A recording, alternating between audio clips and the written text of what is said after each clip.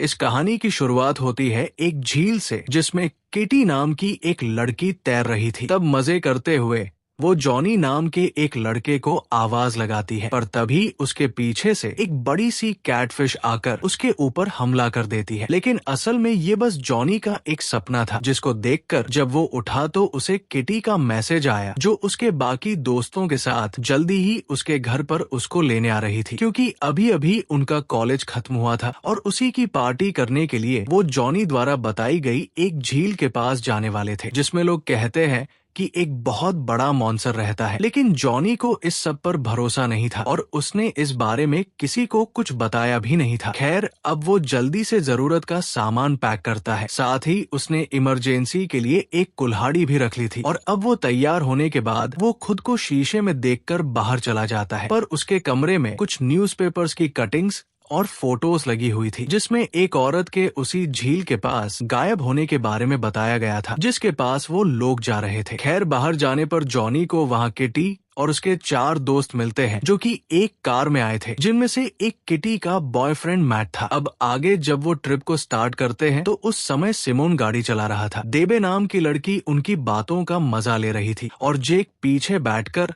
सब रिकॉर्ड कर रहा था। असल में जेक हमेशा अपने पास एक कैमरा रखता था, क्योंकि वो आगे चलकर एक प्रोफेशनल कैमरामैन बनना चाहता है। तब मजेमजे में मैट जेक का मजाक बनाने लगता है, क्योंकि आज तक वो कभी किसी रिलेशन में नहीं आया था। साथ ही वो उसको चिढ़ाने के लिए किटी को किस भी करता है, जिसे देखकर जॉनी का खून सूख रहा था, क्योंकि वो किटी को काफी पसंद करता था। खैर, अब सिमोन भी उन्हें इस तरह किस करते हुए देखने लगता है और उसका ध्यान भटकने से उनकी कार एक दूसरी कार से टकराते कराते बचती है, जिस पर सब लोग उसे ड्राइविंग पर फोकस करने के लिए कहते हैं और सिमोन भी उनसे माफी मांगते हुए मान जाता है। जिसके थोड़ी ही देर में वो लोग एक रास्ते के पास आ जाते हैं, जिसको आगे जाने वालों के लिए ब्लॉक किया हुआ था। लेकिन जॉनी नीचे उतरकर नीचे रखी एक चाबी को उठाकर वहाँ का गेट खोल देता है, क्योंकि वो पहले भी वहाँ पर आया हुआ था तो उसको पता था कि आगे कैसे जाना है। उस समय सब उससे मजे लेने के लिए उसके पिछवाड़े के पास पटाखे फेंकने लग गए थे, जिसको एंजॉय करते हुए वो काफी हंसते हैं। इसके बाद जब जॉनी कार के पास वापस आता है तो किटी उससे फ्लर्ट करते हुए उससे बात करती है, जो जॉनी को भी काफी अच्छा लग रहा था। लेकिन तब मैट के बीच में आ जाने की वजह से उन्हें रुकना पड़ता है और बाद में वो आगे झील के पास पहुंच जाते हैं। वहाँ पर बहुत मस्त बीच और एक छोटा सा जंगल था, जहाँ आने का एक्सेस सिर्फ जॉनी की फैमिली और गवर्नमेंट के कुछ लोगों के पास ही था, क्योंकि वो लैंड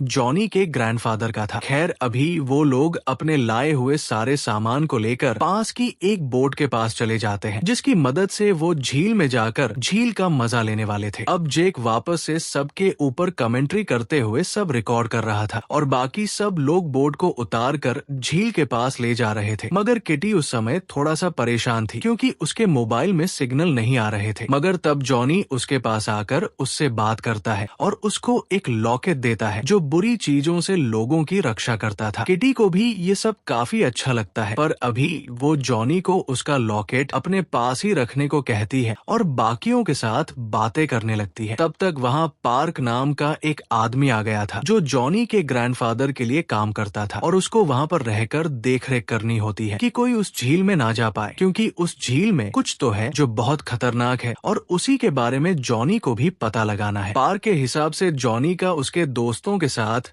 उस झील में जाना उसकी सबसे बड़ी गलती थी। मगर जॉनी पार्क को यकीन दिलाता है कि उसको और उसके दोस्तों को कुछ नहीं होगा, क्योंकि उसके हिसाब से लोगों ने बस इस झील के बारे में अफवाहें फैला रखी है और जैसा लोग कहते हैं वैसा उस झील में कुछ भी नहीं है। अब क्योंकि जॉनी पार्क की बात सुनने के मूड में नहीं था, इसलिए पार्क उसको बस इतना कहकर वहाँ से चला गया कि वो बाद में वापस आकर चेक करेगा कि सब कुछ ठीक है या नहीं। जिसके बाद वो लोग झील से एंजॉय करते हुए पास के एक आइलैंड के पास जाने लगते हैं और उन्हें इस सब में काफी ज्यादा मजा आ रहा था। तभी अचानक से जॉनी पानी में कुछ अजीब सा देखता है, लेकिन अभी वो उसको अपना वहम मानकर किसी को कुछ भी नहीं बताता। और अब इसके बाद जब बोट झील के बीचों बीच आ जाती है तो मैट अपने कपड़े उतारकर सबको आइडिया देता है कि उन्हें झील में उतरकर उसके पानी का भी मजा लेना चाहिए, जिसके लिए वैसे तो जॉनी सबको मना कर रहा था, मगर मैट और किटी उसकी बात को नहीं सुनते और अपने कपड़े उतारकर पानी में एंजॉय करने लगते हैं। देबे भी तब उन्हीं लोगों का साथ देती है और जेक भी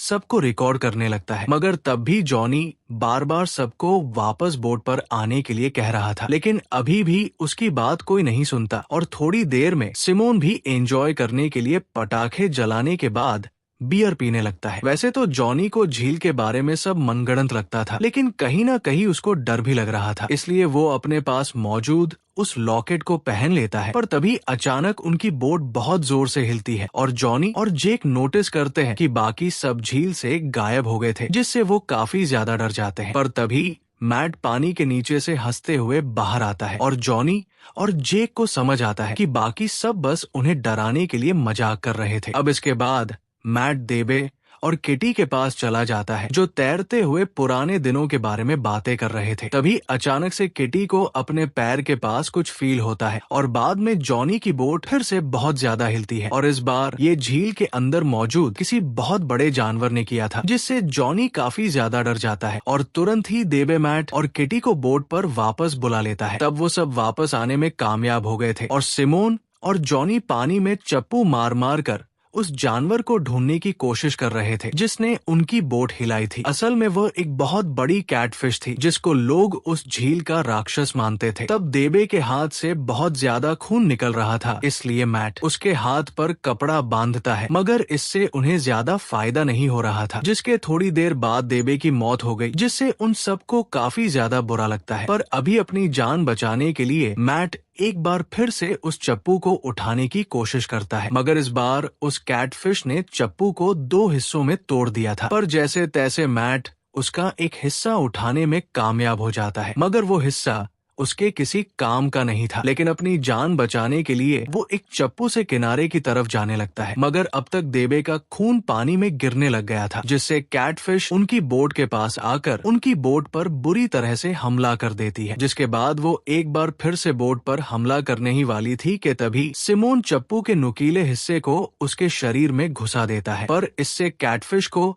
और ज्यादा गुस्सा आ गया था और उसने बोट पर हमला करके बोट में छेद कर दिया था, जिससे अब बोट में धीरे धीरे पानी आने लगा था। वो सब लोग इससे काफी ज्यादा डर जाते हैं और किसी को भी समझ नहीं आ रहा था कि अब उन्हें क्या करना चाहिए। तब मैट जॉनी से बात करते हुए उससे जानने की कोशिश करता है कि क्या वो पहले से उस मॉन्स्टर के बारे में जानता था, जिस पर पहले तो जॉनी उससे कुछ नहीं कहता, मगर बाद में वो सच्चाई बता देता है कि हाँ, वो पहले से उस मॉन्स्टर के बारे में जानता था, पर उसने कभी उसको देखा नहीं था, इसलिए उसके होने की बातें उसको बस कहानियां लगती थी। जिससे सिमोन गुस्से में आते हुए जॉनी को नीचे फेंकने की कोशिश करता है। इसके साथ ही किटी को भी समझ आ गया था कि जॉनी झूठ बोल रहा है, कि उसको उस मॉन्स्टर पर भरोसा नहीं था, वो उस मॉन्स्टर के बारे में सच्चाई जानता था। इसीलिए वो किटी को वो लॉकेट देने की कोशिश कर रहा था ताकि उसकी जान बच सके और जब वो मॉन्स्टर मैट को मार दे तो जॉनी किटी के साथ हो सके। पर अभी किसी के पास भी इस सब के बारे में बात करने का टाइम नहीं था, इसलिए मैट देबे की बॉडी को पानी में फेंकने का फैसला करता है ताकि उससे मॉन्स्टर का ध्यान भटकाया जा सके, जिससे उन्हें वहां से निकलने का टाइम मिल सकता था। हालांकि किटी को देबे की बॉडी को ऐसे पानी में किसी कैटफिश के हवाले करते हुए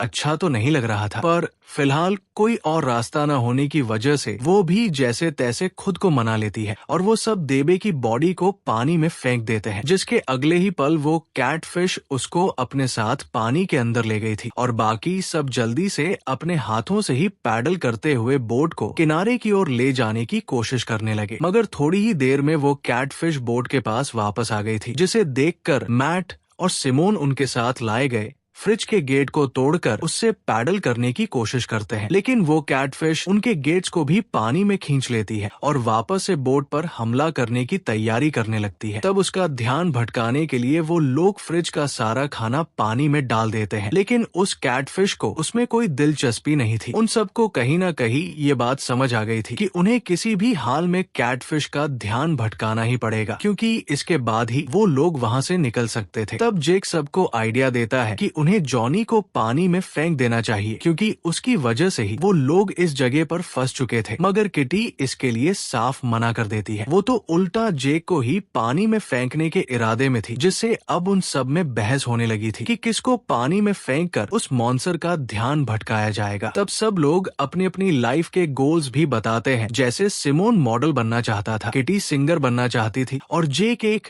सिनेमेटोग्राफर बनना चाहता था। मगर जॉनी इस पर कुछ भी नहीं बोलता और तब सब लोग वोट करते हैं कि किसको पानी में फेंकना चाहिए और सबसे ज्यादा वोट उस समय जॉनी को मिले थे। इसलिए ना चाहते हुए भी जॉनी को पानी में कूदना पड़ता है और अब वो मॉन्स्टर भी उसकी ओर आने लगा था। लेकिन बाकी लोगों का ध्यान बस बोट को कैसे भी किनारे तक ले जाने पर ही था। तब जॉनी भी एक बार डाइव मारकर पानी से बाहर आता हुआ दिखाई देता है, लेकिन दूसरी डाइव के बाद झील में उसका कोई भी नामो निशान नहीं रहा, जिससे सबको लगने लगा कि मॉन्स्टर ने जॉनी को भी जान से मार दिया होगा। जिससे किटी को सच में काफी ज्यादा बुरा लगता है, क्योंकि कहीं ना कहीं वो जॉनी को एक बहुत अच्छा इंसान मानती थी। तब इसी वजह से वो मैट, सिमोन और जेक को उल्टा सीधा बोलने लगती है, क्योंकि उन सब की वजह से ही जॉनी मारा गया था। पर जेक इतना ज्यादा सेल्फिश था कि उस पर इन बातों का कोई असर नहीं होता, जबकि किटी ने अब मैट से बहस करना शुरू कर दिया था। और इसी बीच वो कैटफिश उनकी बोट के पास वापस आ जाती है। तब सिमोन जल्दी से अपने पास मौजूद पटाखों को जलाकर कैटफिश की ओर फेंकने लगता है, जिससे शुरू में तो डरकर कैटफिश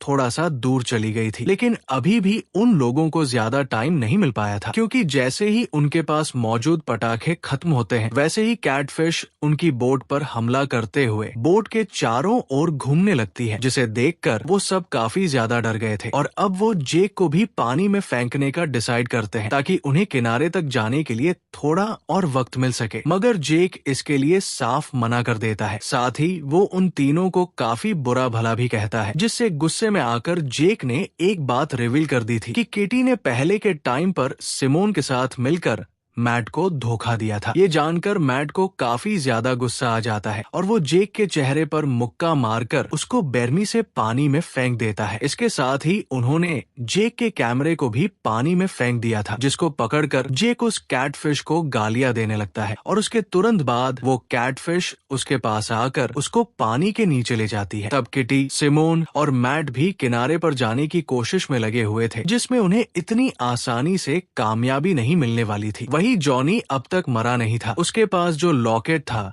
वो सच में उस मॉन्स्टर से उसकी जान बचा रहा था, इसलिए वो अभी सही सलामत किनारे तक पहुंच गया था, जहां पर एक मोटर बोट भी खड़ी थी, जिसको देखकर वो उसकी मदद से बाकी सबको बचाने के बारे में सोचता है। दूसरी ओर मैट को भी अब जेक की मौत की वजह से काफी ज्यादा बुरा लगना शुरू हो गया था, क्योंकि बचपन से ही वो उसका काफी अच्छा दोस्त था। लेकिन सिमोन और किटी अभी उसकी बातों पर ध्यान नहीं दे रहे थे। तभी उन्हें जॉनी के बैग से वो कुल्हाड़ी मिलती है, जिससे वो उस कैटफिश पर हमला करने का फैसला करते हैं। तब तक कैटफिश भी वापस से बोट पर अटैक करके बोट को और भी जगह से तोड़ चुकी थी, जिससे बोट में और भी जल्दी से पानी भरना शुरू हो गया था। तब मौका मिलते ही किटी कई बार कुल्हाड़ी से उस कैटफिश पर हमला करती है, जिससे कैटफिश घायल होकर थोड़ा दूर तो चली गई थी, लेकिन अभी भी उसने शिकार करने का इरादा नहीं छोड़ा था। मगर तभी वहाँ पर जॉनी मोटर बोट लेकर आ जाता है, जिसको देखकर सब लोग काफी ज्यादा खुश हो जाते हैं। तब शुरू में तो जॉनी उन लोगों को काफी ज्यादा सुनाता है, क्योंकि उन्होंने उसको पानी में कूदने पर मजबूर कर दिया था। मगर जब वो तीनों उससे माफी मांगते हैं तो जॉनी उनकी तरफ एक रस्सी फेंकता है, जिसको उन्होंने अपनी बोट पर बांध लिया था। और अब प्लान ये था कि जॉनी उनकी बोट को खींचकर अपने साथ किनारे तक ले जाएगा। लेकिन ये इतना ज्यादा आसान नहीं होने वाला था, क्योंकि कैटफिश ने इस बार जॉनी की बोट पर एक जोरदार हमला कर दिया था, जिसकी वजह से उसकी बोट पानी में घूमने लग जाती है और उसका गला उसी रस्सी में फंस जाता है, जिसको उसने मैट